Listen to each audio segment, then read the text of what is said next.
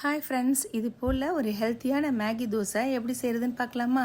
அதுக்கு நம்ம சின்ன மேகி பாக்கெட் இருக்குல்ல, அதில் நான் ஒரு தோசைக்கு தேவையானது தான் எடுத்துருக்கிறேன். அதை எடுத்து நல்லா பொடி பொடியாக உடச்சி விட்டுட்டு 1 டீஸ்பூன் ஆயில் சேர்த்துட்டு அந்த மேகி பவுடரில் ஒரு அரை டீஸ்பூன் அளவுக்கு சேர்த்துக்கிட்டா போதும். நம்ம ஃப்ளேவர் பிடிக்கும்னா 1 டீஸ்பூன் சேர்த்துக்கலாம். சேர்த்துட்டு அதை நல்லா மிக்ஸ் பண்ணிவிட்டு அப்படியே நம்ம எடுத்து வச்சிடலாம். இப்போ ஸ்டவ் ஆன் பண்ணிவிட்டு ஒரு தோசைக்கல் எடுத்து வச்சு கல் சூடானதுக்கப்புறம் கொஞ்சமாக ஆயில் சேர்த்துட்டு அந்த ஆயிலை நல்லா ஸ்ப்ரெட் பண்ணி விட்டுட்டு ஒரு 2 கரண்டி தோசை மாவு எடுத்து ஊற்றிட்டு எவ்வளோக்கு மெலிசாக முடியுமோ அந்த அளவுக்கு மெலிசாக அதை தேய்ச்சி விட்டுடலாம். இப்போது 1 டீஸ்பூன் நல்லெண்ணெய் அதை ஃபுல்லாக அப்படியே தோசை மேலே ஊற்றி விட்டுடலாம். ஒரு முட்டையை உடைச்சி தோசையில் சேர்த்துட்டு ஒரு ஸ்பூன் வச்சு அந்த தோசை ஃபுல்லாக படுற மாதிரி அந்த முட்டையை நல்லா அப்படியே ஸ்ப்ரெட் பண்ணி விட்டுடலாம்.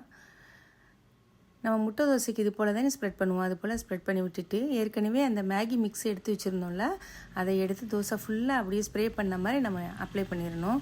கொஞ்சம் கூட பாக்கி இல்லாமல் இருக்கிற எல்லாத்தையும் எடுத்து அதை அப்ளை பண்ணிவிட்டு ஒரே ஒரு சீஸ் பேக்கெட்டில் இருக்கும்ல, அந்த சீஸை சேர்த்துட்டு ஒரு மூடி வச்சு மூடிடலாம். சீஸ் ஒரு நிமிஷத்துலேயே நல்லா அப்படியே மெல்ட் ஆக ஆரம்பிச்சிடும். இந்த பாருங்கள், நல்லா மெல்ட் ஆகிடுச்சு. இப்போது நம்ம கொஞ்சம் டொமேட்டோ சாஸ் இல்லைன்னா மேகி சாஸ் ஏதாவது ஒன்று வீட்டில் வச்சுருப்போம்ல, அந்த சாஸ் இதில் அப்ளை பண்ணிவிட்டு ஒரு ஸ்பூனை வச்சு இந்த சாஸு சீஸு மெல்ட் ஆனது இது எல்லாத்தையும் ஒன்றா மிக்ஸ் பண்ணி அப்படியே லைட்டாக தோசை ஃபுல்லாக அப்படியே படுற மாதிரி அப்படியே ஸ்ப்ரெட் பண்ணி விட்டுருவோம். அவ்வளோதான், ஏற்கனவே முட்டை நல்லா வெந்துடுச்சு. உள்ளே கிறிஸ்பியாகவும் வெளியில் சாஃப்டாகவும் சூப்பர் டேஸ்ட்டாகவும் இருக்கும்.